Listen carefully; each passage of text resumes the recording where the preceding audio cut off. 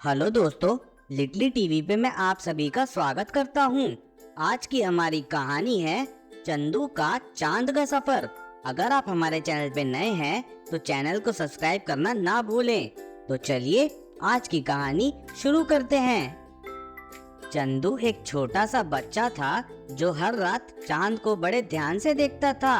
उसे चांद की चमक बहुत पसंद थी और वह सोचता था कि आखिर चांद पर क्या क्या होता होगा। जब भी वह अपनी खिड़की से चांद को देखता, उसके मन में ढेर सारे सवाल आते। चांद इतना चमकता कैसे है?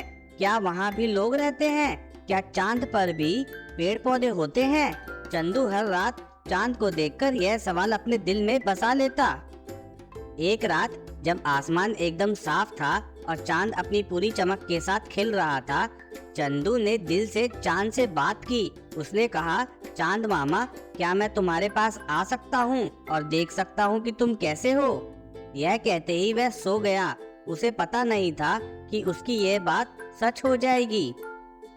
अचानक आधी रात को चंदू की आंख खुली और उसने देखा कि उसके कमरे में एक हल्की चमकीली रोशनी फैल गई है। वह हैरान होकर देखने लगा कि यह रोशनी कहाँ से आ रही है। उसने खिड़की के पास जाकर देखा और फिर चौंक गया। चांद मामा खुद उसके पास आए थे। चांद ने हंसते हुए कहा, चंदू, तुम्हें चांद की सैर करनी है ना? चंदू ने आंखें बड़ी बड़ी करके पूछा, चंदा मामा, क्या आप सच में मुझे अपने पास ले जाएंगे? चांद मामा ने हंसते हुए कहा, बिल्कुल, आज रात तुम मेरे साथ चांद की दुनिया में चलोगे। बस मेरी एक चमकीली किरण को पकड़ लो। चंदू ने डरते डरते चांद की किरण को पकड़ा और जैसे ही उसने किरण पकड़ी, वह धीरे धीरे आसमान की तरफ उड़ने लगा। वह अपनी आंखों पर यकीन नहीं कर पा रहा था कि वह सच में चांद की ओर जा रहा है। कुछ देर में चंदू चांद की सतह पर पहुंच गया। उसने चारों ओर देखा। चांद की सतह एकदम सफेद और चमकीली थी। वहाँ की मिट्टी में एक अजीब सी चमक थी और चारों तरफ छोटी छोटी पहाड़ियाँ थी। चंदू ने देखा कि वहाँ छोटे छोटे गड्ढे भी थे, जिनमें से कुछ गड्ढों में चांदी जैसी चमक थी। चंदू ने हैरान होकर चंदा मामा से पूछा, चंदा मामा, ये चमकती हुई चीजें क्या हैं? चंदा मामा ने मुस्कुराते हुए कहा, यह मेरे जादुई पत्थर हैं। इन्हें चांद के पत्थर कहते हैं। जब सूरज की किरणें मुझ पे पड़ती हैं तो ये पत्थर चमकने लगते हैं। यही कारण है कि मैं रात में इतना चमकता हूँ। चंदू ने खुश होकर कहा, वाह, ये तो बहुत सुंदर है। काश मैं इन्हें अपने दोस्तों को भी दिखा सकता। चांद मामा ने फिर से कहा, अरे अभी तो और भी बहुत कुछ देखना बाकी है। आओ, मैं तुम्हें चांद की और भी जगहें दिखाता हूँ। चंदू ने चांद मामा का हाथ पकड़ा और वे दोनों धीरे धीरे चांद की दुनिया में घूमने लगे। चलते चलते वे एक ऐसी जगह पहुँचे जहाँ तारे बहुत पास लग रहे थे। चंदू को लगा जैसे वह हाथ बढ़ाएगा तो तारों को छू सकता है। उसने उत्साहित होकर कहा, चांद मामा, क्या मैं इन तारों को छू सकता हूँ? चांद मामा ने हंसते हुए कहा, तारे छूने के लिए नहीं है चंदू, लेकिन वे तुम्हें देख सकते हैं और तुम्हारी खुशियों को देखकर चमकते हैं। यह तारे मेरे दोस्त हैं और मेरी रोशनी को और भी बढ़ाते हैं। चंदू ने तारों को देखकर हाथ हिलाया और बोला, हेलो तारे, आप लोग कितने प्यारे हैं। तारे उसकी बात सुनकर हल्के हल्के चमकने लगे, जैसे कि वे भी चंदू को जवाब दे रहे हों। चंदू की खुशी का ठिकाना नहीं था। अब चांद मामा उसे एक और खास जगह ले गए। वहाँ पर एक बड़ा सा झरना था, लेकिन यह झरना पानी का नहीं बल्कि रोशनी का था। जैसे ही चंदू ने उस झरने को देखा, उसकी आंखें चमक उठी। रोशनी की बूंदें आसमान में बिखरती जा रही थी और चंदू को ऐसा लग रहा था कि वह सपनों की किसी दुनिया में आ गया है।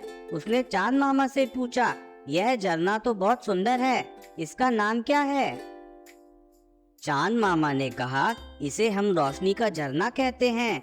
यह मेरी सारी थकान को दूर कर देता है और मुझे ताजगी से भर देता है। जब तुम इसे देख रहे हो तो यह तुम्हें भी अपनी रोशनी से खुशियाँ दे रहा है। चंदू ने सोचा कि यह सफर तो सच में जादुई है। उसने चांद मामा से पूछा, चंदा मामा, क्या इस चांद की दुनिया में और भी कोई है? चांद मामा मुस्कुराते हुए बोले, हाँ चलो, मैं तुम्हें अपने कुछ खास दोस्तों से मिलवाता हूँ। वह चांद को अपने दोस्तों के पास ले गए जो छोटे छोटे चांद के बच्चे थे। वे सारे छोटे चांद बहुत प्यारे थे और हर कोई चंदू के चारों ओर घूमने लगा। चंदू ने उनसे खूब बातें की और उन्हें अपनी पृथ्वी के बारे में बताया। अब रात का समय धीरे धीरे खत्म हो रहा था और सूरज की किरणें आने लगी थी। चांद मामा ने कहा, चंदू, अब तुम्हें वापस जाना होगा। सूरज की रोशनी में मेरी दुनिया धीरे धीरे गायब हो जाएगी।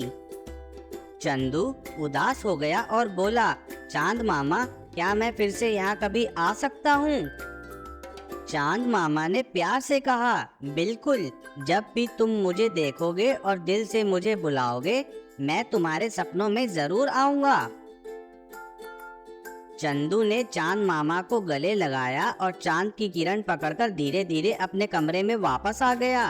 सुबह जब वह उठा तो उसे लगा जैसे वह कोई सपना देख रहा था, लेकिन उसकी खिड़की के पास एक चमकीला पत्थर रखा था जो शायद चांद मामा का तोहफा था।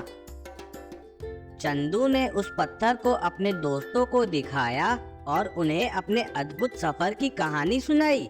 उसके दोस्त भी उस कहानी को सुनकर बहुत खुश हुए और चांद को देख देख कर चंदू की तरह सपने देखने लगे। तो बच्चों, आज के लिए बस इतना ही। आशा करता हूँ आज की कहानी आपको पसंद आई होगी। इस वीडियो को लाइक और चैनल को सब्सक्राइब करना ना भूलें। फिर मिलते हैं एक नई कहानी के साथ। तब तक के लिए बाय बाय।